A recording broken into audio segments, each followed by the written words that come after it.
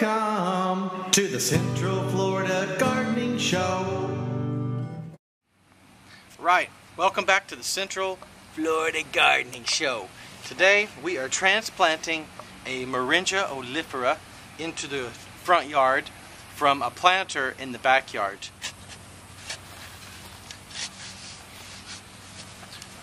So, in a minute, we will get the Moringa and the planter in the backyard and bring it to the front, and then we'll show how we're transplanting this tree. It's gonna be kind of tricky because it's kind of tall, and Moringas get kind of tall and lanky very quickly.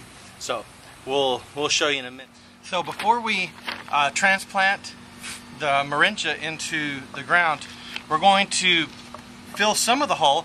Tiva, go ahead and come over here and show them how deep the hole is.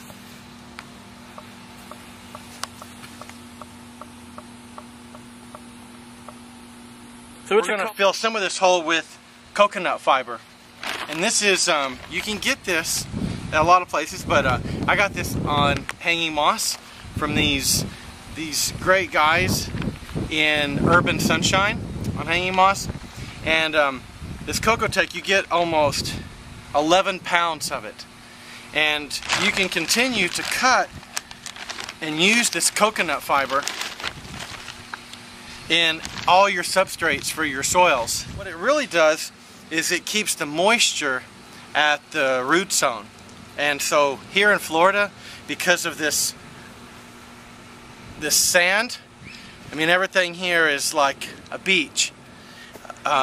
You need some way to retain the water so it goes into the root zone and it stays there, so you don't have to water constantly. It's particularly important during the summer months. So we're going to put this coconut fiber in first. Now that is going to provide, and I'll mix some of this with some of the sand, but this is going to provide a nice place for the root ball for the Moringa to establish a nice root zone that retains water. And that way, if it retains water, I can also retain the nutrients. Because you can use all kinds of natural fertilizers like seabird guano, bat guanos. I find seabird guano to be the best. It's really high in nitrogen and phosphorus and potassium, really. It's time to go and get the Moringa for transplant.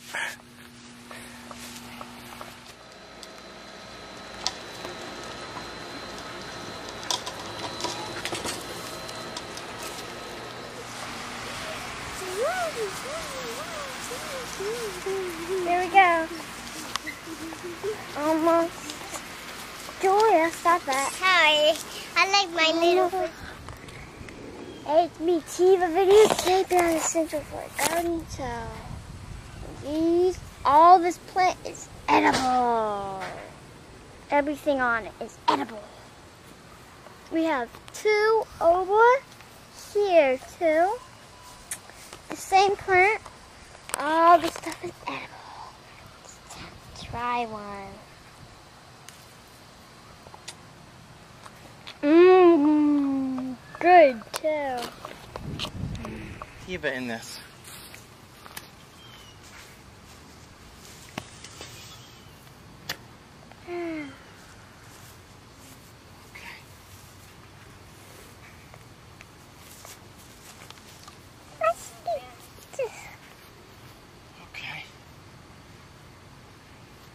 Well, we ready, Tiva?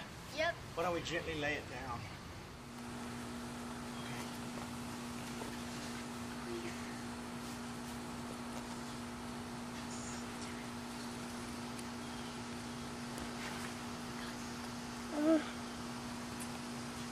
What's this for? Oh my. Oh, we made it. Okay. Let's fill it back up with dirt. Come on, that's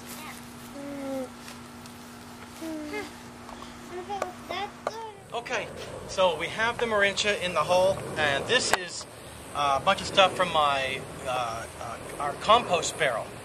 And so keeping a compost barrel, you can keep a lot of stuff kind of rotting and all this great organic matter. Perfect for these kinds of transplants. So put that on. Now we're going to mix it with regular soil and dirt. Let me get the shovel. Go ahead and stop it. I have to grip the shovel. And we have a little extra mulch we're going to put on. Some cypress mulch. And then I'm going to mix some regular dirt. Just Florida sand, that is.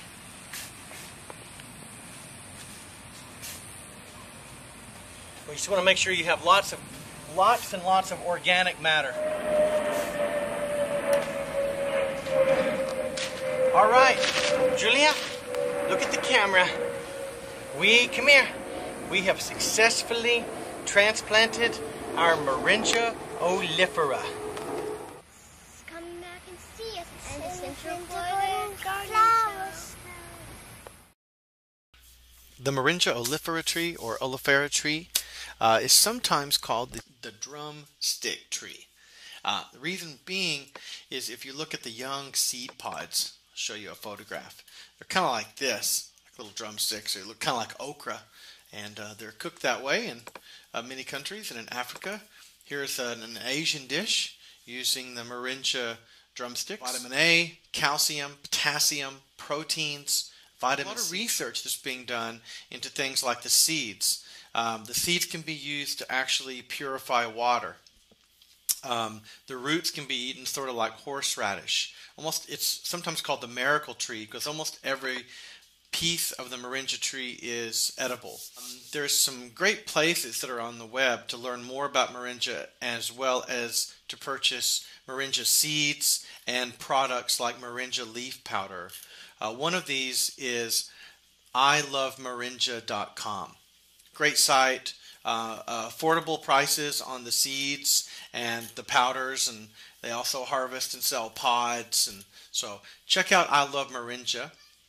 These guys are actually not too far from Zone 9 here in Orlando.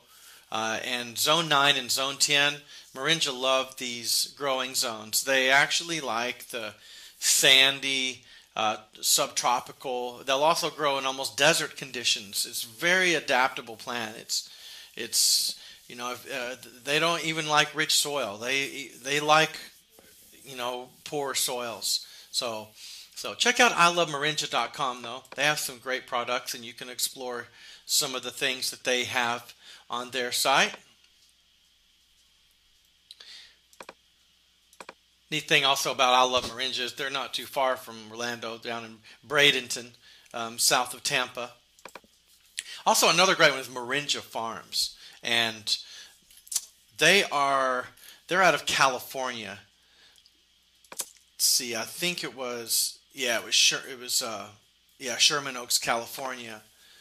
And this is a nice site, and they have some great products. They also sell live trees. So you might be able to get some live trees if you want to grow your own Moringa from Moringa Farms at moringafarms.com. So I want to end with showing you some of these great photos of Moringa being used as a food source in Niger, where there is a lot of problems, of course, with food cultivation because of the harshness of the environment here. So these Moringa here in this pot are being prepared with onions and with chilies, and you can prepare them anyway. I prefer just to eat them raw. They're a little bit bitter raw, but you don't want to cook something over 140 degrees for a long time because you begin to ruin the nutritional value. There's a lady harvesting some Moringa. You can see you can actually grow Moringa in conditions like this.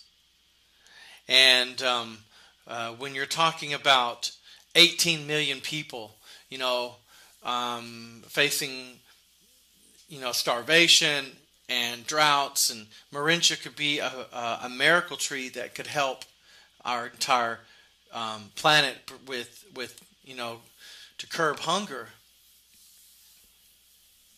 It's a great photograph here. There's a nice close-up of a lady holding some of the Moringa leaves. You can see some of the little harvesting some stuff here and growing Moringa out here, and you can see the conditions that they're growing the Moringa in are very harsh.